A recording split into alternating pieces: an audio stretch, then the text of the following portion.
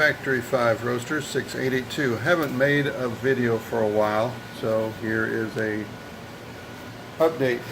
This is the cooling system that I'm going to be talking about here. The radiator is an aluminum radiator I got off of the forum. A gentleman sold it after, I don't know, a few hundred miles. So it's got some dented fins, but that's alright. Let's see. I got a pepcock here. I was going to change that out. I've got a new one on the bench. I haven't really decided if I'm going to change that out. Down here we've got the adapter to the stainless steel corrugated hose that a lot of people do or do not like. But I'm going to go ahead and try use it.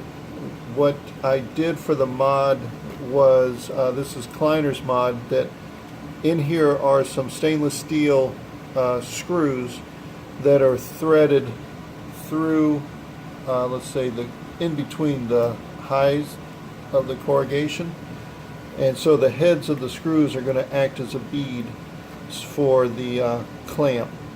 So I've pressed in the hose as far as it'll come into, and the screws are in there, and then I clamp on with the regular hose clamps. That should hopefully hold it in place. For this I had to use one of the adapters. This is a 1.5 inch OD, I believe, and there is one adapter inside there that you can just barely see. Then I slipped over the main one over that. I'm not crazy about the hose hitting the tow hook. I'm not sure what to do about that. I'm going to have it kind of come up higher, which I've forgotten to do. I've just doing this video, I've forgotten that I'm going to try to lift that hose up in between the X brace to get it off the ground. Need to make a note for that. This is the one that I'm worried about over here, because this one was a little hard to put into place, but I did a pretty good job of getting that adapter fitting onto the hose. So first I put the adapter fitting onto the hose, made sure that the hose was in pretty good. You can see the indentions of the screws in there, made sure it was tight, and then I fit the whole thing onto this stub here, and there's no adapter needed for this, but just slipped it right on there. The bead is right here, I can feel it, and put that in place. So that, I was a little concerned about that one, but I think I'm okay. Alright, so we got a reverse rotation water pump because we've got power steering, and then we have bypass, and then this guy here, I've closed this off, because I've got a heater, but I just took the short way and closed that off. I'm hoping that is okay. Here's the bypass hose into the housing. That's a cheap housing, and I put a lot of gasket stuff there to try to prevent the leaks that I'm hearing people have. That is my water temperature sensor for the Phytech unit in that plug, and then I've done the corrugated hose back to the fill. I can't remember what that thing's called, but and then it comes down back to the corrugation, back into the radiator.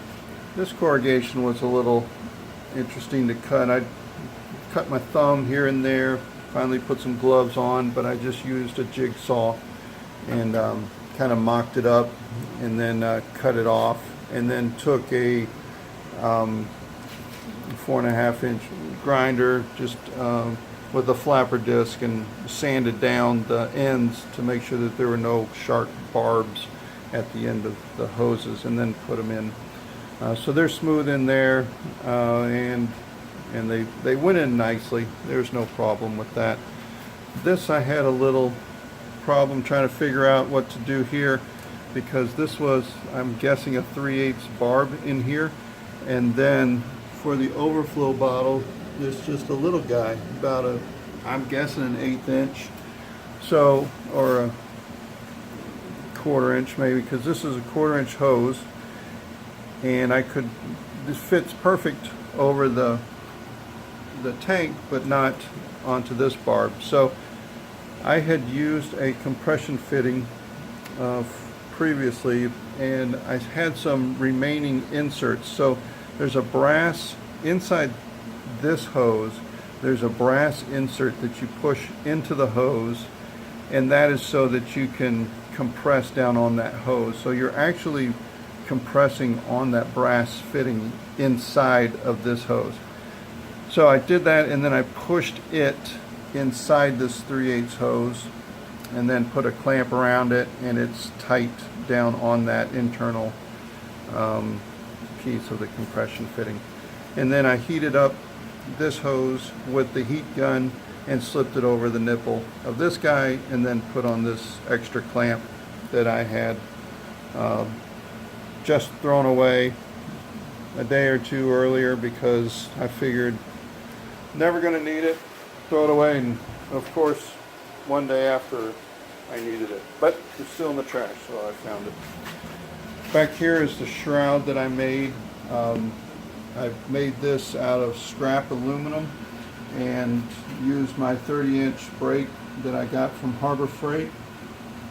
So this is just one piece here, up here, and I don't know what that degree is, but just come over and down. And then this is just a straight here. Then I just riveted on. So inside here I've got a little fold down tab, and then I've riveted this onto that.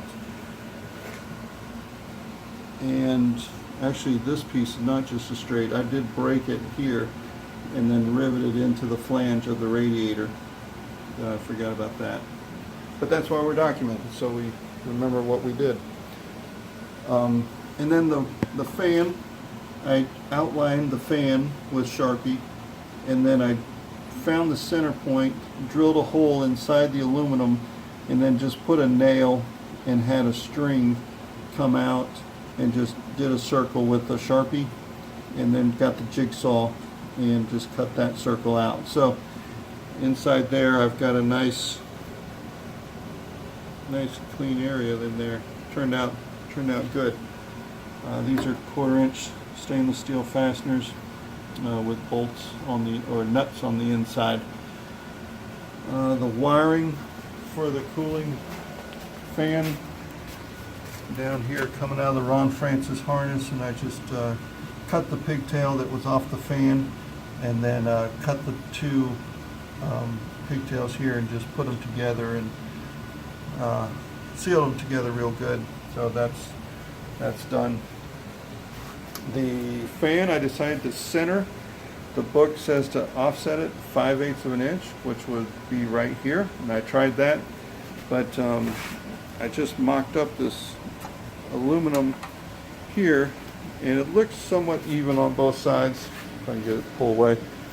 If I had offset it 5/8 of an inch, then this side was just hanging off of the off of the radiator. And from what the research I saw, that the reason you offset it is so that this will clear the frame, and it did.